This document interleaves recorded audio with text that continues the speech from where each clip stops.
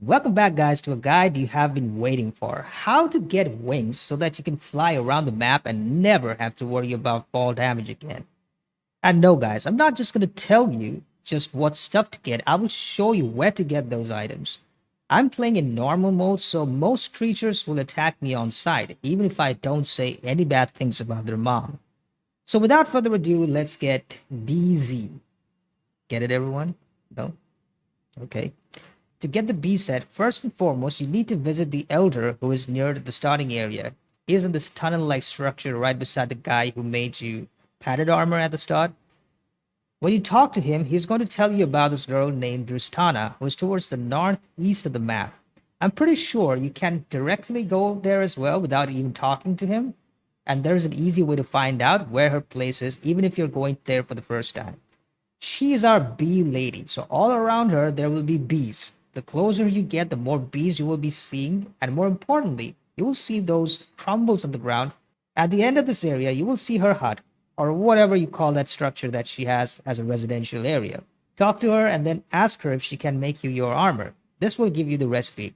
Now, if you are watching the video start to finish before even attempting, you will already know what materials you require to make the suit. This is the first winged suit that you will come across. My suggestion is, if it is too hard to get all the material at once, just get a chest piece. It has the best protection of all the pieces, and I'm quite sure you can mix and match. So even if you are wearing a stone set with a stone chest piece swapped for the bee chest piece, you'll still be able to fly. And also, as I said now, that you know the recipe after looking at this video, so you could probably already get all your mats ready and then try finding her. However, it is always a good idea to chart out the area to get an idea of what kind of threats will be on your way.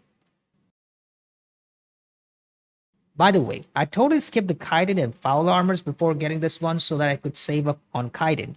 Now, I'm not gonna lie, chitin is kind of cheap, but it takes a while to build up the amount that is required for this set. So for wings and bee heads, you need to kill bees. However, the drop rate for wings from bees will be abysmal, so in that case you can try out the blue flies that usually can be found over lily pads. They are neutral by default, but will try to headbutt you to death if you attack them. But they're still manageable. Next in the list is Herptile Leather. It is not as bad as I thought it would be initially, so don't be afraid. You need to kill geckos for that. Around 3 or 4 should be enough. You can find geckos generally on the beaches. I went to the beach near Scatty in the southwest. There might be some in the marshes, I'm not sure, but I would avoid those areas for geckos because I think you will find them grouped up over there, which can cause issues. So find an area where the geckos are not chilling with their buddies, but are lost in thoughts in their solitude like the ones on this beach. Their kiting pattern is pretty simple. Go close to them, slash them with your flint sword, and dodge immediately.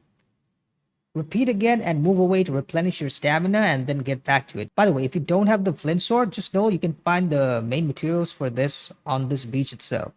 There are around 3 or 4, probably 3 geckos in this area. So 2 days of fighting will be more than enough.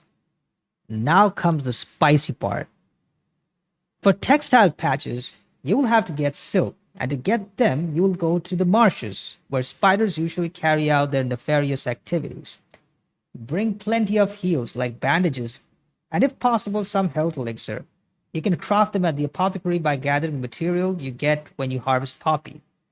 I'm assuming you don't have access to poison resistant potion yet, so for now, bandages and elixir should be good. So I took a stack and a half of bandages and took things slow and tried to play safe.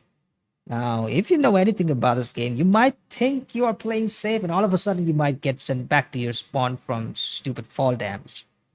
To avoid possible, I would say avoid, rather to mitigate the possibility of mishaps, create a new spawn point a little bit away from the spiders like I have done, so that even if you do die, you will be able to run and get your items without having to fight a gazillion mobs on your way to your gravestone. But I know, easier said than done. Now, bandages are not the only things you will require here. The tools you need to get them is called shears. You will be able to make them with flint and refined wood and maybe a couple of other common mats at a stone cutting table. So make sure you're carrying them when you come here, or you will be very disappointed at yourself after you come all the way here. Am I speaking from experience? Maybe. Anyways, moving along.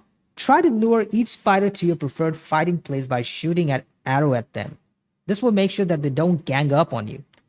Also be aware of your surroundings. Don't just dodge your way into the sticky lap of another spider. It will get very ugly real soon. So once you have one of those wolf spiders, try kiting and damaging them. Slash works best against them, so use your flint sword. They will deal poison damage, which deals damage over time. So right after killing it, put on some bandages and wait to get your health back up. All this time, try to get a full belly as well to get your health regeneration working. Find the next spider and repeat the process till an area full of these cocoons get cleared of ants. Now go ham on these cocoons and collect all the silk you need. Don't stay too long here. You definitely don't want to be here when it's dark. Now you can play by the books and walk your ass back to your base, in which case you will either be having to travel at night or sleep the night at the new spawn point till morning and then go back when there will be less threat, but you will have to deal with all the creatures that you previously killed because they will probably have respawned. What I did was, well, a lot of things. I died to mosquitoes on the way, so I had to go back to get my stuff. But once I had everything, I came back to my recent spawn, disassembled it to make my home base my respawn point, and then disconnected and connected back to teleport to my base with all the goodies.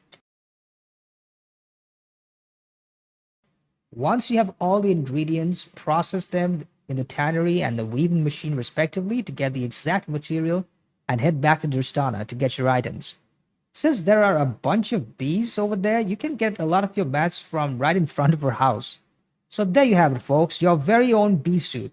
So to fly, you need to get high ground and jump off and press the jump button.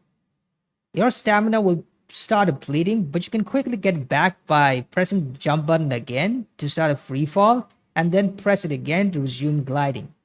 Even if you don't have stamina, you just don't fall to the ground immediately.